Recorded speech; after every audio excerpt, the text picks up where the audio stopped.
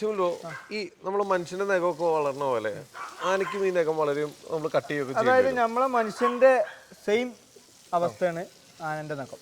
അതായത് നമുക്ക് ആഴ്ചക്ക് നമ്മൾ കട്ട് ചെയ്യണം.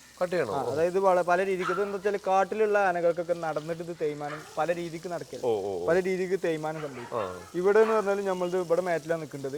റോട്ടിലും ഇതിന് കൂടുതൽ നടത്തല്ലോ.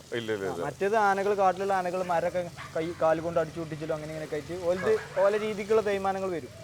ഇവിടെ നമ്മൾ അത് കറക്റ്റ് ചെത്തി ഇതാക്കിയപ്പോൾ ഇന്നലെ രണ്ട് നഖത്തിന് ചെറിയൊരു പ്രശ്നമുണ്ട്. അപ്പോൾ അത് ഞങ്ങൾ കട്ട് ചെയ്ത് മരുന്ന് വെച്ചതാണ്. അപ്പോൾ അതെന്താ വെച്ചാൽ ഇവിടെ പിന്നെ മാത്രമല്ല റോഡിൽ നടക്കുമ്പോൾ കല്ല് കുത്തി കയറും, അതൊക്കെ അതിൻ്റെ ഉള്ളിൽ കിടക്കും. പിന്നെ അതിൻ്റെ ഉള്ളിൽ കിടന്നിട്ട് ചളി കയറിയിട്ട് മുറിവാകും. അത് നമ്മൾ ആഴ്ചക്ക് ചെത്തി ലെവലാക്കും.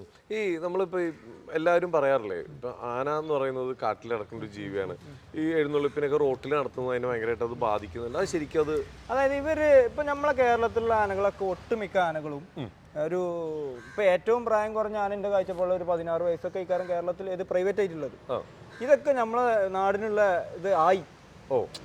ശീലമായി. ഇവര് പെട്ടെന്ന് നമ്മളെ അതായത് പെട്ടെന്ന് പഠിക്കും.